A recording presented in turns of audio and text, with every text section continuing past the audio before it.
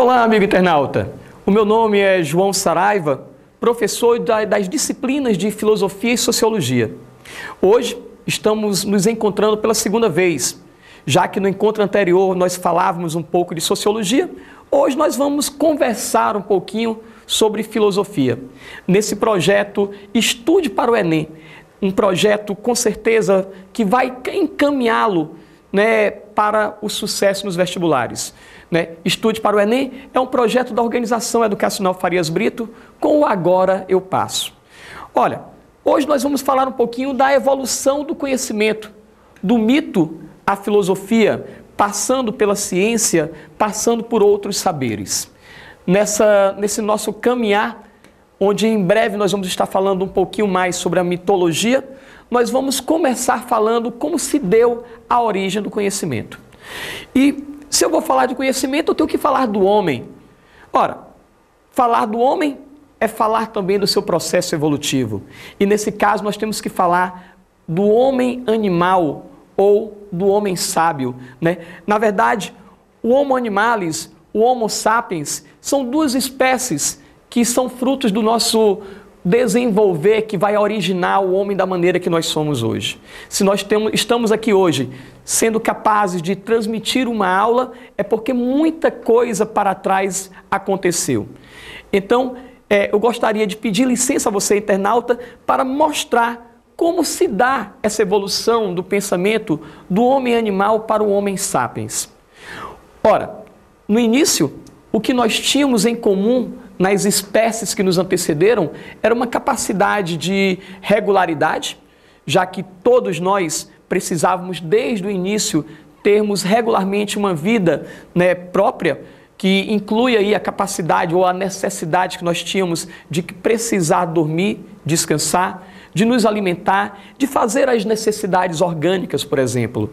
Ora, tudo isso, ao longo do nosso caminhar evolutivo, foi se aprimorando.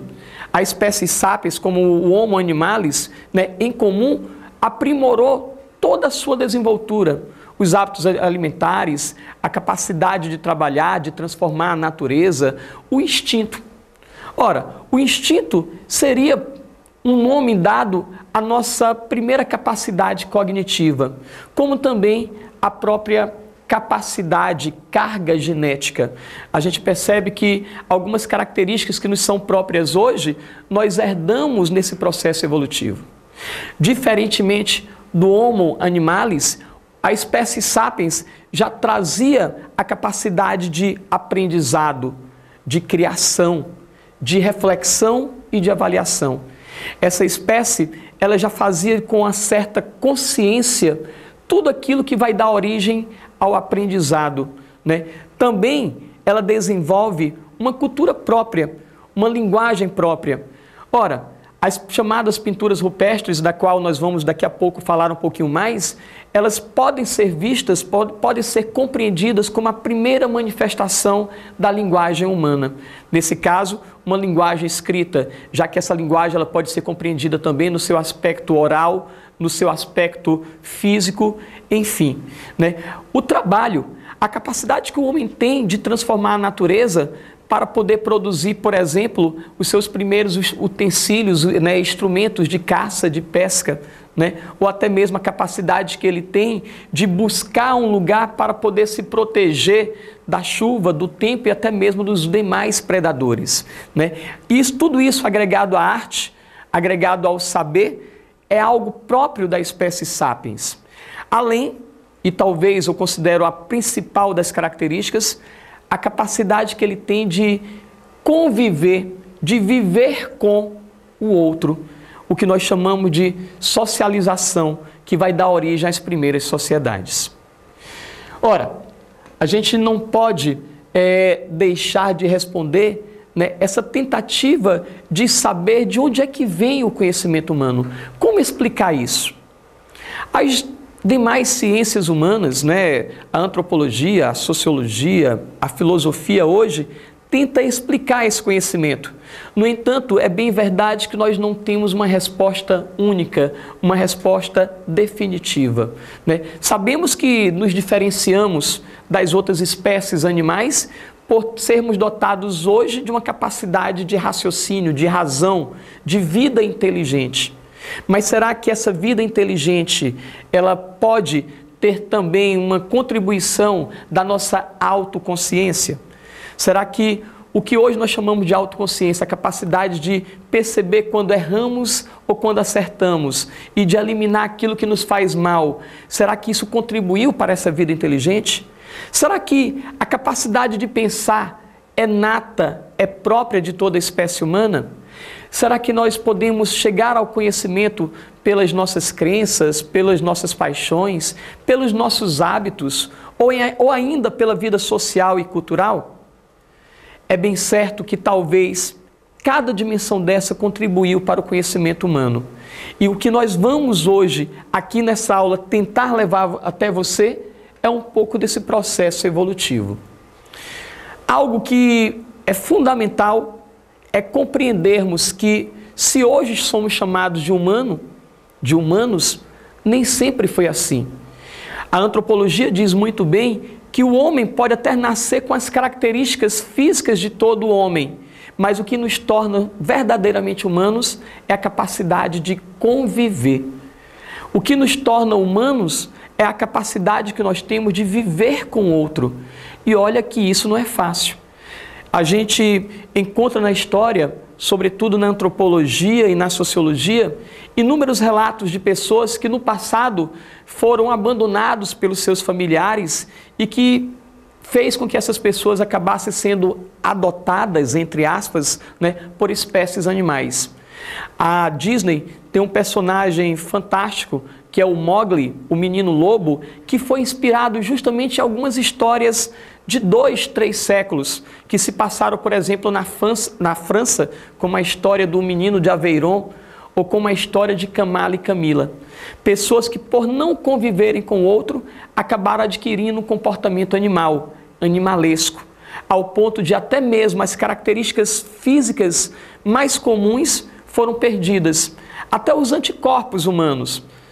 No caso do menino de Aveyron, é perceptível o caso de uma criança que foi encontrada em meio a lobos, que já não tinha sequer mais anticorpos humanos.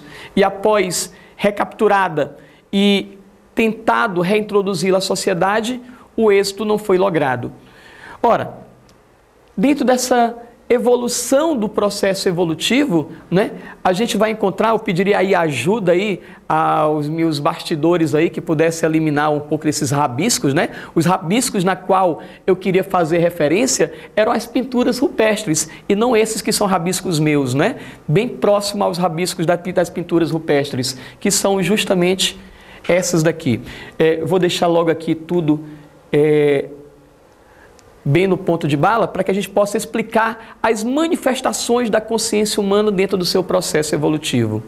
O homem, pessoal, nesse processo evolutivo, ele desenvolveu as chamadas pinturas rupestres, as pinturas em rochas. Através dessas pinturas, nós podemos encontrar um pouco o desejo da espécie humana no processo evolutivo de se desenvolver. Ora, nesse caso específico, nós temos aqui claramente caçadores, animais, e talvez essa pintura pudesse simbolizar, quem sabe, um desejo da espécie humana de fazer algum pedido aos deuses, ou ainda de mostrar às pessoas que por ali passassem que ali existia espécies que poderiam ser caçadas ou que poderiam ameaçar a própria espécie humana naquele momento. Ora, nesse processo evolutivo, o homem desenvolveu também as suas primeiras ferramentas, o que mostra que ele já é dotado de uma consciência ao ponto dele transformar a natureza e criar a partir dela os seus primeiros utensílios de caça e de pesca, como nós temos aqui na imagem aqui abaixo. Ora, é notado também, compreendido, vivenciado pela história, que os nossos antepassados praticavam rituais aos mortos. O que é curioso é a gente perceber que espécies que viveram há milhares de anos sem ser ainda dotado do que nós chamamos da inteligência que nós temos, mas já tinha uma consciência ao ponto de enterrar os mortos e não só enterrá-los muitas vezes na posição fetal, na posição em que a gente se encontra no útero materno. Será que isso não pode ser chamado de manifestação de consciência? Ou ainda, o cultivo de plantas necessárias para que dela ele possa tirar algum sustento, né, algum alimento, e mesmo, né, a própria capacidade que ele tinha de buscar abrigo, né, o que percebe-se que já era uma tomada de consciência, uma necessidade que ele tinha de se proteger de animais ferozes, de animais maiores, né, até o desenvolvimento dos mitos. É importante que os mitos são vistos como uma tomada de consciência porque era uma primeira tentativa de explicar os fenômenos a partir de uma explicação ainda não racional, mas uma explicação mágica. Tudo aquilo que eu não explicava de uma maneira racional, aquilo que eu não tinha uma resposta, eu criava então uma divindade, eu criava então um herói ou uma criatura que pudesse oferecer medo para poder inibir determinadas ações humanas. Nesse processo evolutivo da ciência, o homem ele foi sendo dotado de uma certa consciência capaz de mostrar a ele o caminho do conhecimento. Nesse caminho, o homem vai desenvolver a capacidade empírica, o chamado senso comum. Ele vai ser capaz de criar histórias fantasiosas, mirabolantes, né, que explicavam a origem de tudo, inclusive dos sentimentos que nós chamamos de mitos. O homem vai ser capaz de criar a própria religião, que vai ter elementos míticos. Ainda hoje, tudo aquilo que a gente não explica com uma certa racionalidade, a gente atribui a um Deus. Os católicos, né, os cristãos católicos, dizem que Deus é capaz de promover milagres, né? E tudo aquilo que ainda hoje nós não explicamos pela razão científica, a gente diz que foi um milagre de Deus. Nós vamos ter, né, o desenvolvimento da razão na filosofia, que vai fazer nascer, brotar as demais ciências, e ainda podemos falar do conhecimento artístico. Tudo isso são formas de desenvolvimento do saber que nós vamos tentar agora explicar aquelas que são mais importantes para a evolução do nosso conhecimento. Senso comum. Ora, certamente cada um de nós já escutou falar no senso comum, no conhecimento chamado de intuitivo. Ora, o conhecimento ao nível do senso comum, ao nível da intuição, não é um conhecimento científico, não é um conhecimento embasado. No entanto, todos nós temos esse conhecimento muito próximo a nós. Quem nunca escutou, por exemplo, a mãe, a avó, dizendo que para uma determinada enfermidade, uma determinada doença, poderia melhorar, né, se você tomasse um determinado tipo de chá, né, um chá de boldo, um chá de casca de laranja, né, um chá, né, a partir da canela.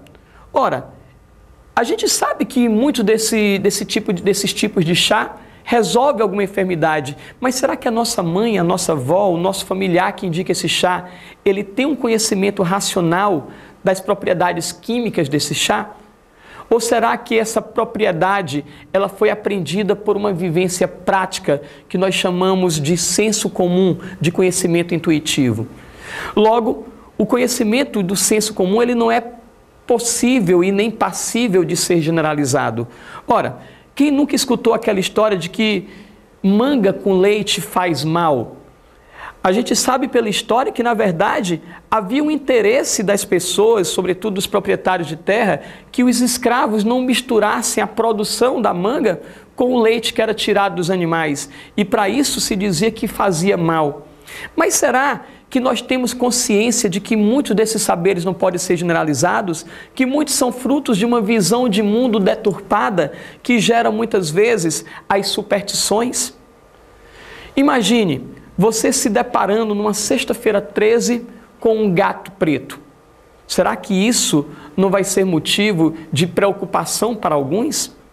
Ou ainda, quem de vocês já escutou falar que no passado, para se saber com quem iria se casar, né, no dia 13, né, de junho, né, o dia que se faz alusão à personagem cristã de Santo Antônio, né, as pessoas não faziam também as suas superstições para saber como se chamaria ou quem seria o seu futuro marido ou a sua futura esposa. Tudo isso, minha gente, é o chamado senso comum. Eu estou aqui na minha frente com um colega, né, que diz que ficou muito preocupado no passado quando ganhou da namorada um vidro de perfume. Porque após ganhar esse vidro de perfume, né, as pessoas passaram a dizer que quando acabasse o perfume, acabaria o amor da pessoa amada por ele. É bem provável que o perfume talvez tenha ajudado, no máximo, a melhorar o seu cheiro, o seu odor. Mas talvez o fato dele ter usado muito esse perfume não fez com que acabasse o amor da pessoa que o deu, né, que deu esse perfume, esse presente, para ele, né, no seu cotidiano. Tudo isso são dimensões desse conhecimento que nós chamamos popularmente de senso comum. O senso comum, ele muitas vezes é chamado também de conhecimento empírico, conhecimento prático. Embora no campo da ciência se diz que o conhecimento prático é algo mais, digamos assim, composto de algumas características mais racionais. Se diz que o conhecimento empírico ele é dotado, né, não de um método, mas de uma característica que nós chamaríamos o contrário disso de ametódico. O conhecimento prático ele não é produzido intencionalmente, ele depende do acaso. O conhecimento ao nível do senso comum não seria um conhecimento, né, sistemático, mas sim assistemático. O que isso quer dizer? Ele não se serve de um modo genérico, de um princípio que fez com que ele existisse. E é fortemente dependente e influenciado, né, pela cultura, pelo meio social em que o indivíduo se encontra.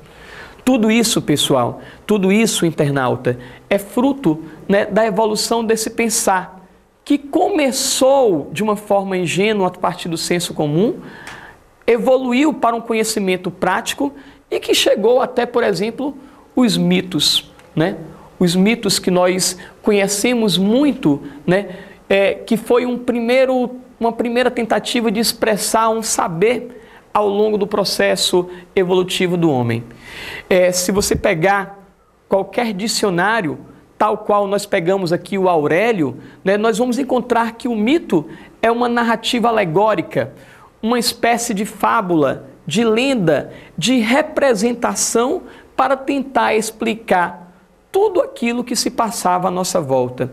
O mito, ele pode ser definido como um pensamento anterior à filosofia, uma tentativa de se fazer explicar através de uma história mirabolante, cujos personagens eram geralmente deuses e heróis, tudo aquilo que o homem não conseguia explicar pela razão. Logo, os conhecimentos, as narrativas míticas misturavam sabedoria com procedimentos práticos da vida do homem, né? A partir de situações que muito se assemelhavam a narrativas religiosas, a crenças, né, que muitas vezes não eram desfeitas por aqueles que acreditavam. O mito, mais uma vez, é uma tentativa de explicar tudo aquilo que o homem ainda não conseguia explicar pela razão que ainda não se fazia presente em seu meio. Ora, a função dos mitos nós poderíamos sintetizar em 3 situações. Os mitos tentavam responder à origem de tudo, já que tudo era explicado por esse saber.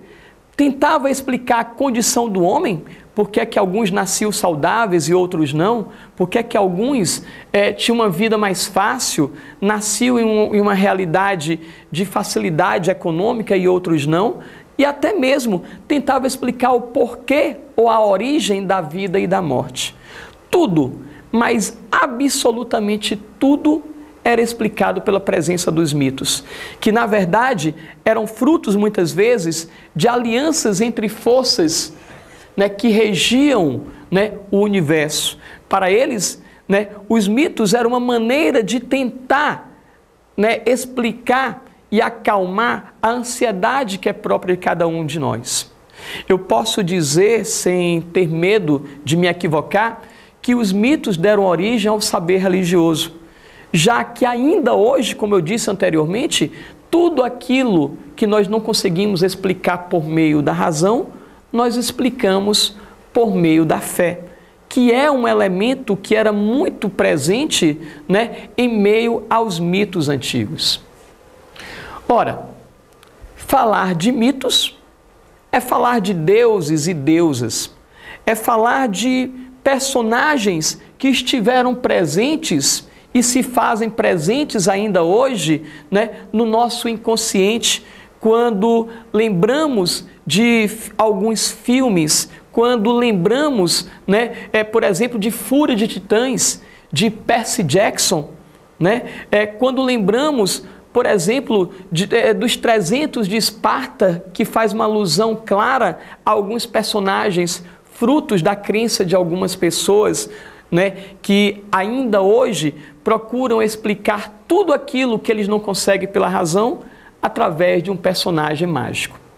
Dentre os grandes personagens que estão presentes na história dos deuses, sobretudo do Olimpo, nós podemos destacar aqui a figura de Zeus, a figura de Hera, de Hades, de Poseidon, né? Enfim, né? De Atena. Junto com os seus poderes, vinha uma série de coisas a que eram atribuídos a eles. Ora, no caso, né, muitas vezes os mitos caíam em descrença pelo fato de que alguns desses deuses eram também marcados por algumas características muito humanas.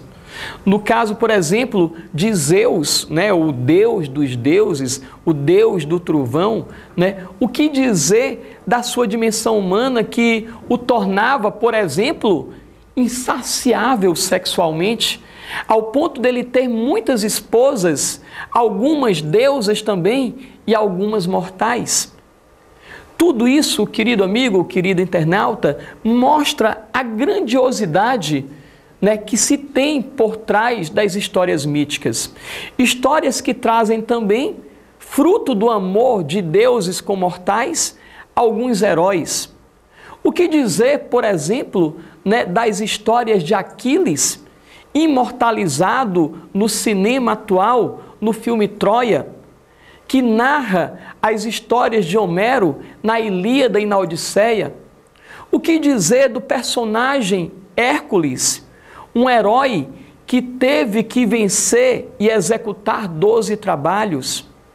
O que dizer, querido internauta, das histórias mitológicas de muitas das criaturas e monstros, algumas que estiveram presentes ao longo do nosso processo evolutivo da infância à adolescência, chegando à nossa juventude, em que fomos obrigados algumas vezes a ler como se deu, né, o desenvolver de algumas dessas personagens na vida de alguns heróis, como, por exemplo, a história do Minotauro, a história do cavalo alado, a história da Piton, da cobra grandiosa, ou mesmo de Medusa e da sereia.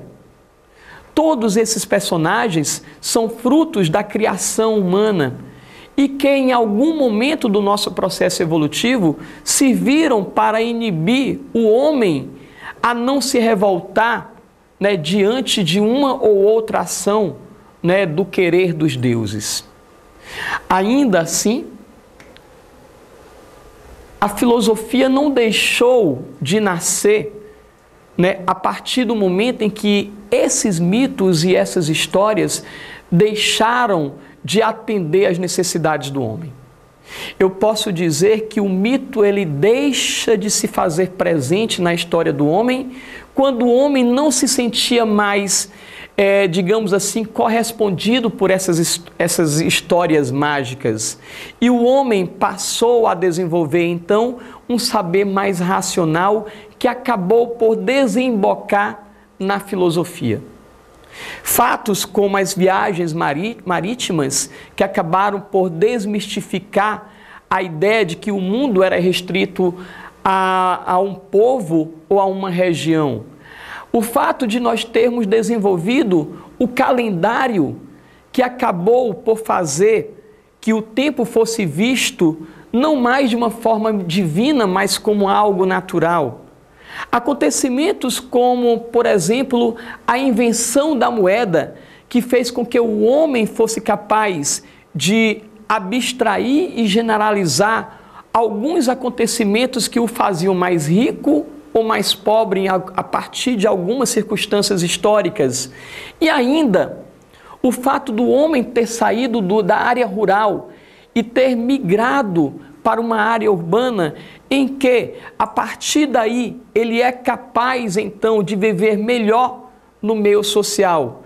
A partir da invenção de uma escrita alfabética e mesmo a partir da invenção da política, o homem faz com que o saber racional viesse, naquele momento, a se tornar importante em suas vidas e a desencadear um conhecimento racional. Conhecimento esse que vai ser, nas próximas aulas de filosofia, abordado e difundido e explicado pelo saber filosófico e também pelo saber sociológico. Querido amigo internauta, você que esteve aí conosco, nos aguentando ao longo desses 20 e poucos minutos, terá a oportunidade de, ao longo dos próximos encontros, evoluir ainda mais nessa necessidade que nós temos para os concursos como o Enem, que é o nosso alvo, desde o encontro anterior, será capaz de compreender e junto, nesse estudar para o Enem, será capaz, junto com o Colégio Farias Brito e com Agora Eu Passo, desenvolver esse saber. E desde já fica o nosso convite para o nosso próximo encontro, que será de Sociologia. Querido amigo, Estude para o Enem é um projeto da Organização Educacional Farias Brito com Agora Eu Passo para te levar ao sucesso no Enem. Até breve.